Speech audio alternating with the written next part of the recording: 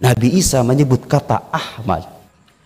Anda perhatikan, kita sedang ingin memperkenalkan kaum muslim tentang keutamaan dan keagungan Nabi Muhammad sallallahu alaihi wasallam kaitannya dengan peristiwa Isra Mi'raj ini satu persatu ya. Karena sekarang kita hidup di era manakala kita bicara mana dalilnya? Ayo. Ahmad, Anda kalau perhatikan kata Ahmad, mimnya dibuang. Apa yang tersisa? Ahad. Betul enggak?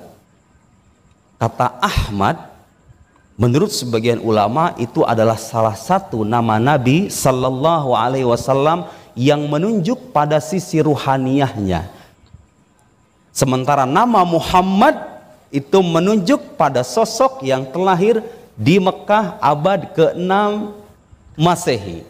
Nama Muhammad. Nabi Isa karena tahu jasad Nabi belum diciptakan menyebutnya dengan kata Ahmad. Subhanallah, nama Ahmad itu ketika dibuang mimnya.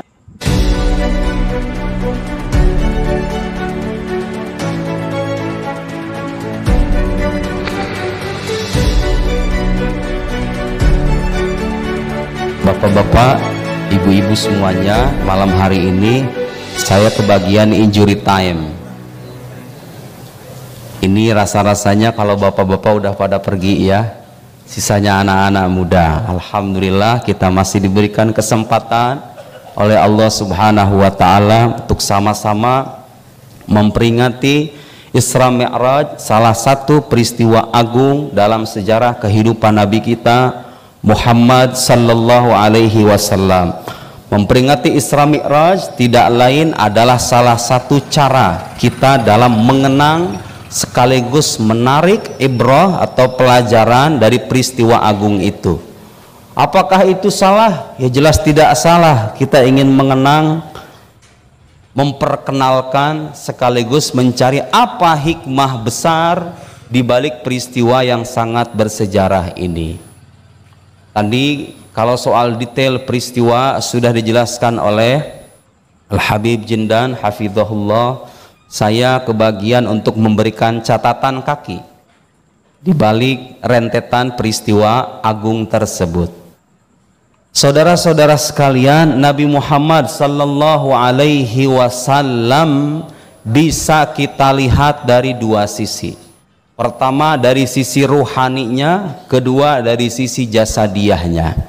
Ada hadis Nabi sallallahu alaihi wasallam menyebutkan kuntu nabiyan wa adam bainar ruhi wal jasad. Dalam riwayat lain kuntu nabiyan wa adam munjadilun fi tinati. Lihat, kuntu nabiyan, aku sudah menjadi nabi. Wa kuntu minal kaun. Lafaz kuntu minal kaun, apa artinya kaun? Ya, keterjadian alam semesta. Ada sebagian ulama mengatakan kuntu nabiyan ay fi ilmillah. Aku sudah menjadi nabi dalam pengetahuan Allah. Tapi ulama lain mengatakan kalau dalam pengetahuan Allah doang semuanya sama, ya kan? Kita juga sudah ada dalam pengetahuan Allah, sudah mengetahui kita sebelum kita ada. Sebelum saya menjadi pengajar, sebelum Bapak menjadi pebisnis, Allah sudah tahu. Tapi kenapa Nabi Muhammad dikhususkan? Sebagian ulama berpendapat memang Nabi Muhammad dengan sisi ruhaniyahnya sudah menjadi nabi. Dengan sisi ruhaniyahnya. Makanya ada riwayat lain menyebutkan ja'alani fatihan wa khatiman. Allah menjadikanku sebagai fatih, sebagai pembuka risalah, wa khatiman sekaligus penutup risalah. Seolah-olah Allah ingin menggabungkan kemuliaan terdahulu dengan kemuliaan yang akan datang di masa mendatang. Nabi Muhammad sallallahu alaihi wasallam dalam penjelasan para ulama yang kami pelajari ilmunya dikatakan sebagai awwalu khalqillah min haitsu ruhaniyah, ciptaan Allah yang pertama dari sisi ruhaninya. Makhluk atau ghairu makhluk? Makhluk. Ruh Nabi Muhammad sallallahu wa ruh sabiqatun alal jasad bittifaqil ulama. Ruh itu mendahului jasad. Bapak Ibu pernah mendengar ayat wa id akhadha rabbuka min bani adama min dhuhurihim dzurriyyatahum wa asyhadahum ala anfusihim alastu bi rabbikum qalu bala. Allah sudah mengambil perjanjian dengan kita dulu, roh kita sebelum adanya jasad kita, Allah sudah minta perjanjian dengan kita. Bukankah aku Tuhanmu? Ya. Siapa yang pertama kali ngomong ya? Bala itu siapa? Siapa lagi kalau bukan ana sayyid waladi Adam, akulah pemimpin anak cucu Adam. Karena itu persaksian melibatkan anak cucu Adam, otomatis pasti yang pertama kali bilang itu adalah pemimpinnya, yaitu Nabi Muhammad sallallahu alaihi wasallam. Bukan dengan jasadnya tapi dengan rohnya. Subhanallah, saudara-saudara sekalian, Anda kalau membaca Al-Quranul Karim, Nabi Isa alaihissalam tadi disebutkan ayatnya oleh Habib Jendan, wa mubasysyiran bi rasulin yati min ba'di ismuhu Ahmad. Anda tahu kenapa ayat itu menyebutkan kata Ahmad bukan Muhammad? Lihat penjelasan para ulama. Saya tidak sedang mengarang-arang, ini yang saya pelajari. Tadi hadisnya udah ya, kalau nanya dalil, nanti saya akan berikan dalil-dalil yang lain. Kata siapa itu ada hadis menyebutkan yang pertama kali Allah ciptakan itu Al-Qalam. Ayu hadhi awaliyah idhofiyah. Ini pertama awaliyah idhofiyah. Pertama setelah terciptanya ruh Nabi Muhammad, aywa na'am al-qalam yumkin al-aqal. Fi riwayah al-aqal, al-qalam wa kada wa kada wa kada. Kulluha awaliyah idhofiyah. Amma awaliyah haqiqiyah fahiya ruhaniyal muhammadiyah allati khalaqaha Allahu qabla an yakhluqal akwan. Yang pertama kali Allah ciptakan ada ruh Nabi Muhammad sallallahu alaihi wasallam sebelum alam semesta tercipta. Ruh Nabi Muhammad sendiri bagian dari alam. Dia makhluk, tidak ada muslim berakal sehat yang mengatakan itu adalah qadim. Tidak, itu hadis makhluk wa huwa awwal khalqillah. Lihat saudara, Nabi Isa menyebut kata Ahmad. Anda perhatikan, kita sedang ingin memperkenalkan kaum muslim tentang keutamaan dan keagungan Nabi Muhammad sallallahu alaihi wasallam kaitannya dengan peristiwa Isra Mi'raj ini satu persatu ya. Karena sekarang kita hidup di era manakala kita bicara mana dalilnya? Ayo saya bikin dalil. Harus begitu kan? Harus ada dalilnya. Ya sudah kita bikin dalil ayo. Bukan kita bikin dalil, kita menyampaikan dalil. Kita nggak bikin dalil. Ahmad, Anda kalau perhatikan kata Ahmad, mimnya dibuang. Apa yang tersisa? Ahad. Betul enggak? Kata Ahmad menurut sebagian ulama itu adalah salah satu nama Nabi sallallahu alaihi wasallam yang menunjuk pada sisi ruhaniyahnya.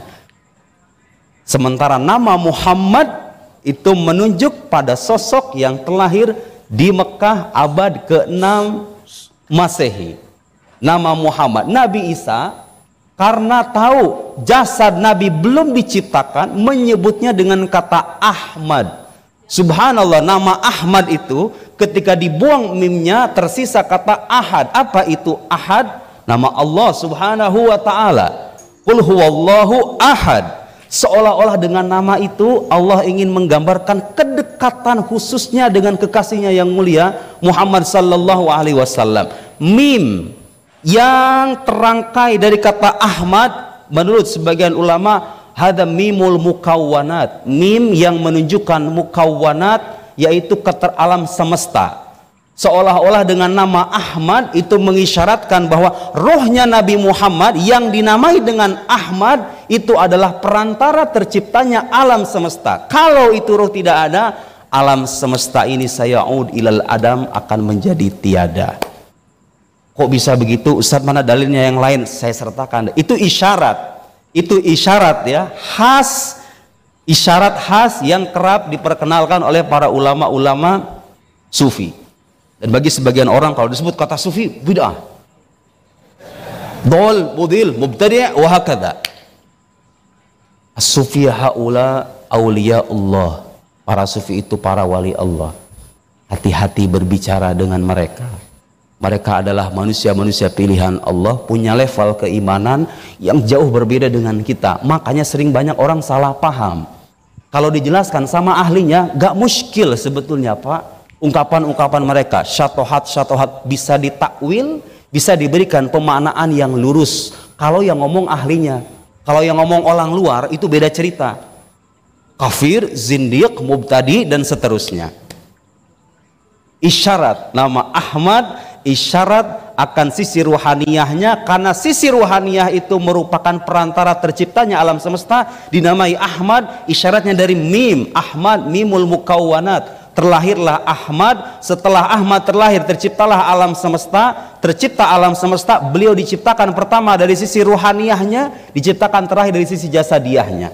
Ja'alani fatihan wa khatiman. Ada ayat, Pak. Ayo sekarang kita ngaji Al-Qur'anul Karim. Pernah dengar ayat di surat Al-Imran? Wa id akhadallahu mitsaqan nabiyyina lama ataitukum min kitabin wa hikmatin thumma ja'akum rasulun musaddiqun lima ma'akum latu'minunna bihi wa latansurunnah.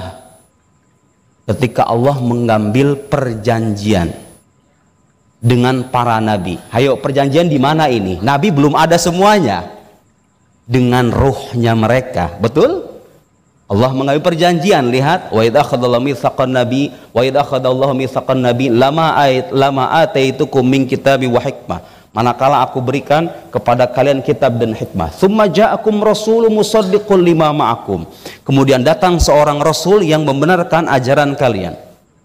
La tu'minunna bihi wa la tansurunnah. Kalian harus beriman dan kalian harus menolongnya.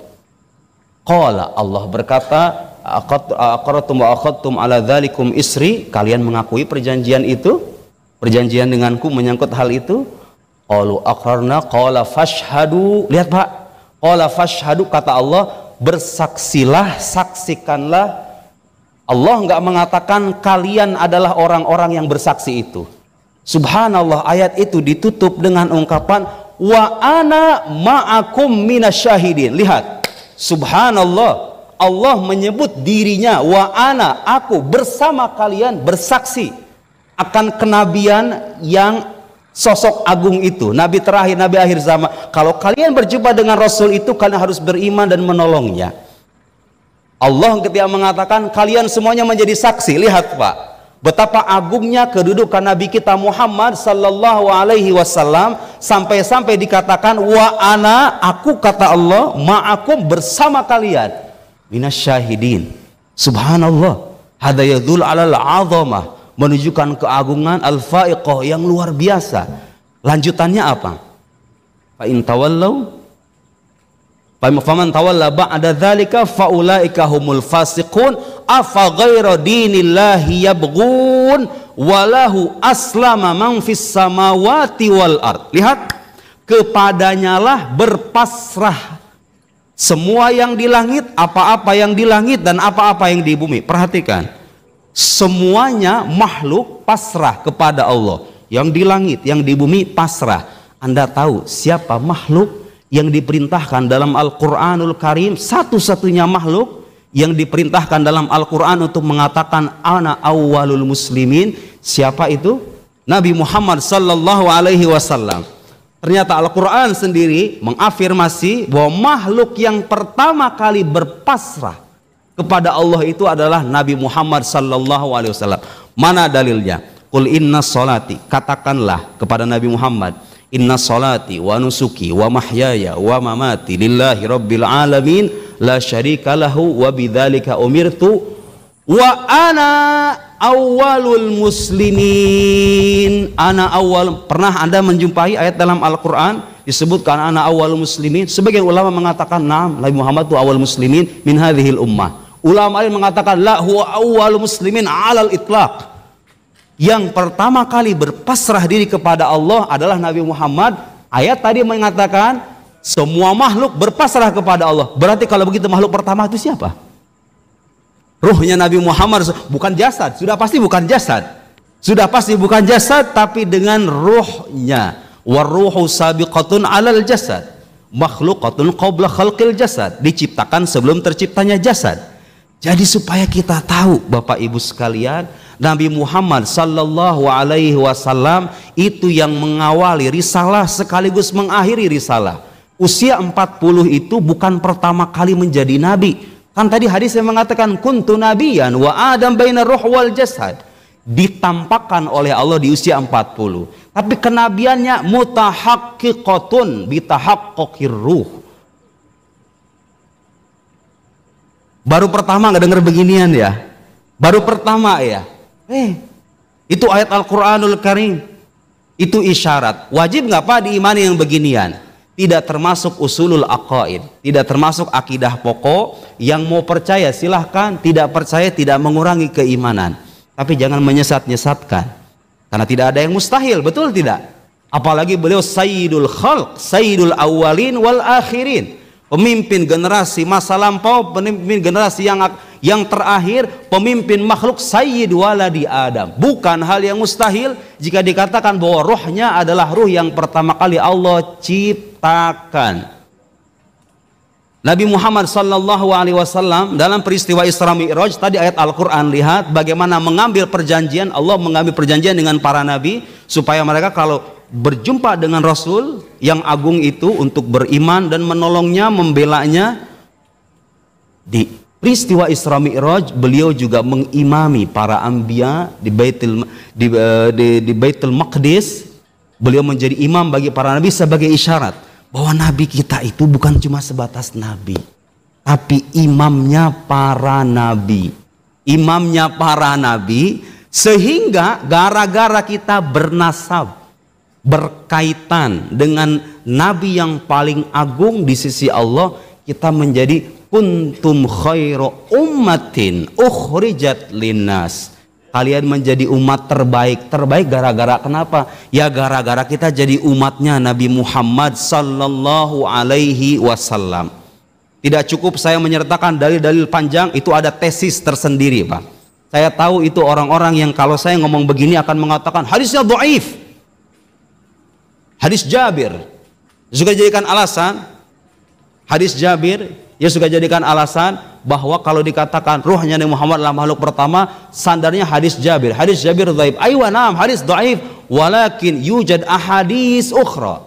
Ada hadis-hadis yang lain, diteliti itu Pak. Ada tesis tersendiri. Ternyata kesimpulannya itu hadis-hadis yang mengabarkan bahwa ruhnya Nabi Muhammad sallallahu alaihi wasallam adalah makhluk pertama diafirmasi oleh hadis-hadis yang lain yang sahih. Belum dengan isyarat-isyarat dari sejumlah ayat Al-Quranul Karim, belum dengan pernyataan para ulama. Imam Dardir, pernah mengenal Imam Dardir yang punya Kharidah Bahiyah. Beliau mengakui bahwa Nabi Muhammad itu ruhnya adalah makhluk pertama. Imam Dardir siapa? Sayyidul Mutakallimin fil Azharis Syarif. Itu seorang ahli akidah luar biasa. Imam Dardir, Imam Dasuki, Hasyiatul Dasuki ala Ummil Barahin. Imam Laqani yang punya Jauharatut Tauhid mengakui itu. Fadail. Kata Syekh Abdul Siddiq Al-Qumari, itu bagian dari fadail Nabi ketika beliau dimuliakan oleh Allah sebagai makhluk pertama yang diciptakan oleh Allah sekaligus yang terakhir muncul dalam silsilah kenabian Nabi kita Muhammad sallallahu alaihi wasallam.